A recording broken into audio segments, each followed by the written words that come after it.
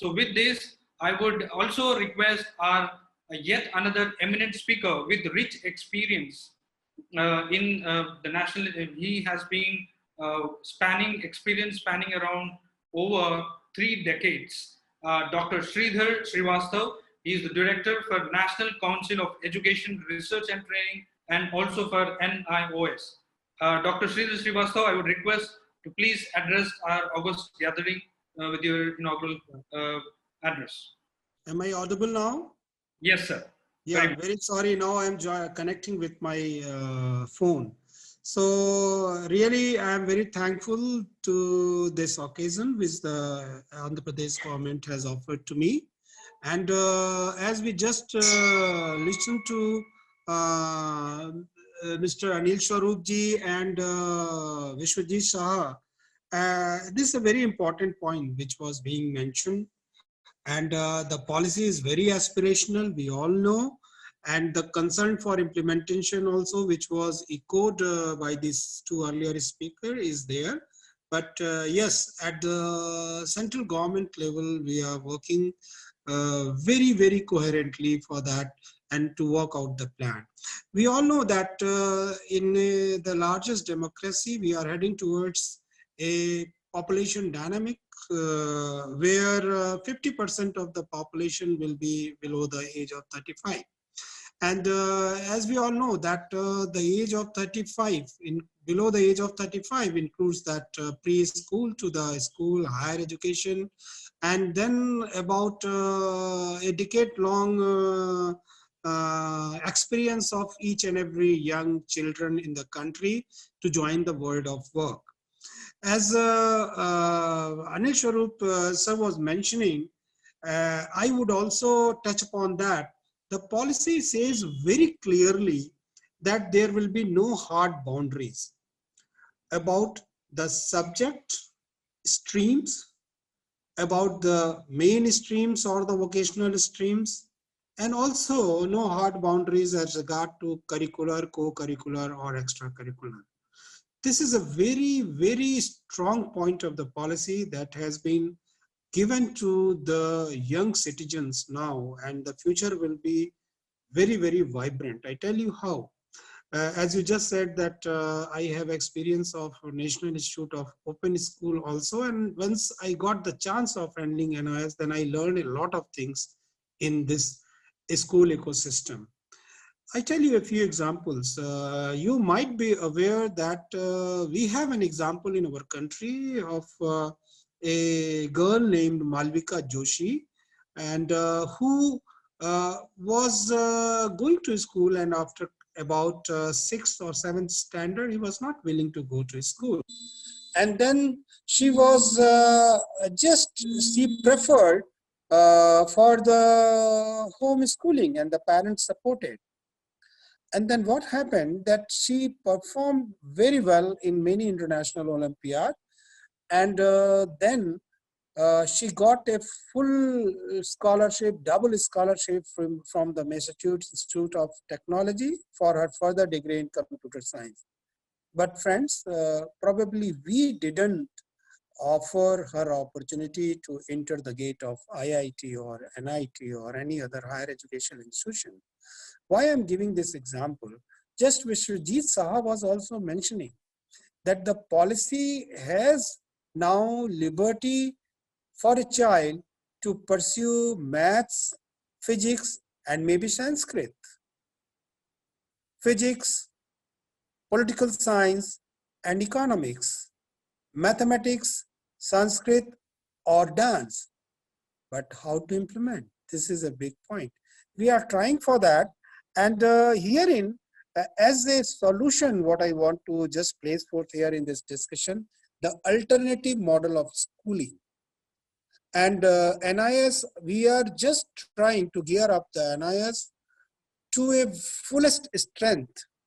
And the most important point which was being touched upon, and I would also like to touch, is skilling is very important, but how to offer skilling, how to remove the stigma that is attached to vocational education, that is very important.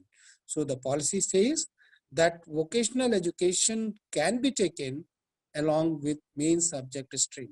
In fact, it is already there at the NIS level. We are offering that, and it is there, and many students are coming to that. We have certain examples where a person who has done engineering coming for the biology subjects for NIS, and they are appearing and they are cracking the medical examination. These examples are there, but that was the only route through National Institute of Open Schooling. But now, if we really implement the policies, this idea of no hard boundaries, we will be getting a great success.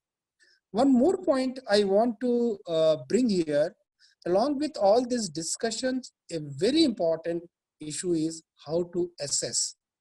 Assessment is very important. And we all know there was earlier many efforts at the arena of central government and with the support of state governments, where we have come out with the learning outcomes. Now we have the learning outcomes for classes 1 to 10. And we are now even preparing for the earlier calls, early childhood stage also, in the foundational literacy and numeracy, where the whole system and each and every stakeholder knows that what is expected of a child as a skill competency at a particular grade level.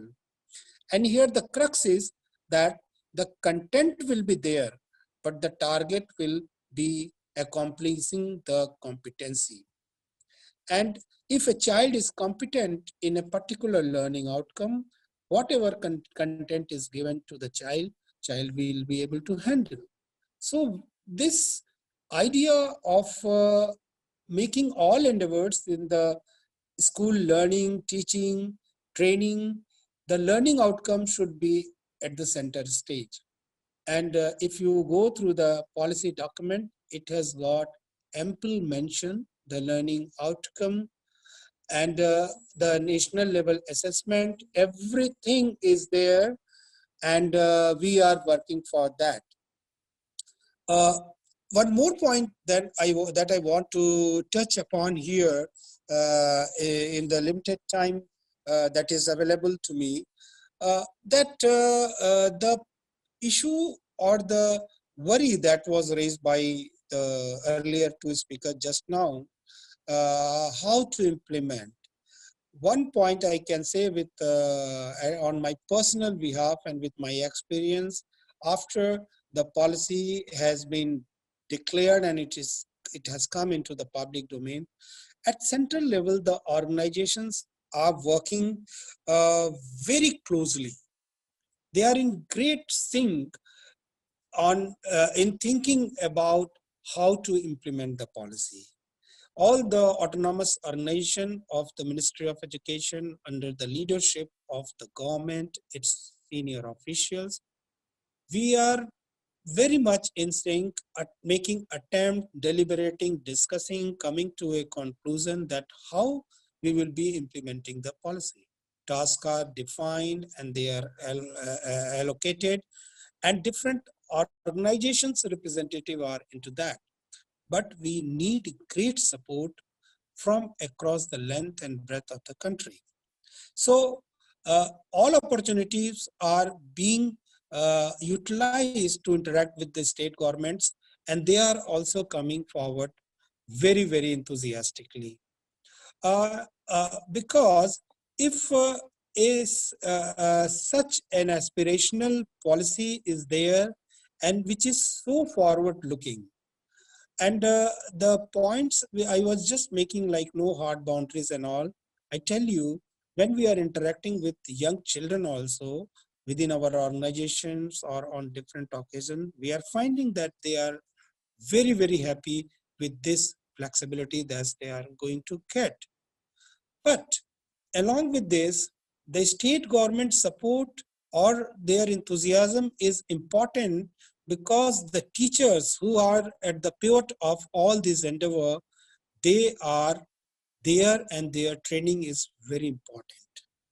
NCERT started in 2019 also a very innovative program where they just roped in school leader also along with the teachers in their fold of training. And many states have come out very enthusiastically, and the whole model is implemented and training is going on. School leaders support to teacher is also very, very important. And all these things which have reached to the last mile, to the last school, here the training is very important. Yes. When we move to the rural area, we come to know that still in certain areas, multi-grade teaching is a reality. Single teacher handling about 70 or 80 children, or two teachers handling about 70 and 80 children from class 1 to 5. So in that scenario, how to see that the learning outcome intended for that stage is met? It is very important that teacher is trained for that. And more than that, now the policy talks about holistic progress report of a child. And it is very important also that a child is not to be assessed for the cognitive domain also, cognitive domain only. The child has to be assessed for the other domains also. We talk about 21st century skill. We talk about creativity in child, collaboration, innovation, critical thinking, communication. We talk about 21st century school, but the teacher has to be trained that how to provide the opportunity to the child or a group of children in her class to show these kind of skills in them. That's why I was mentioning that content is important, but we have to move beyond the content also, and we have to talk about competency, and we have to see that those competencies are assessed also by the teacher and other stakeholders in the system, so that the child progress is assessed and interventions are made at the right time. So these are certain points which I just wanted to make. I am very sorry that due to some technical glitch, I could not connect at that point. Still time is left. I can move ahead. I think, sir, we have a panel discussion after this. So thank you very much, sir, for your valuable inputs and deep insights. You talked about the creativity, and you also talked about the constant training and assessment of teachers, and also of the creativity and innovation in students.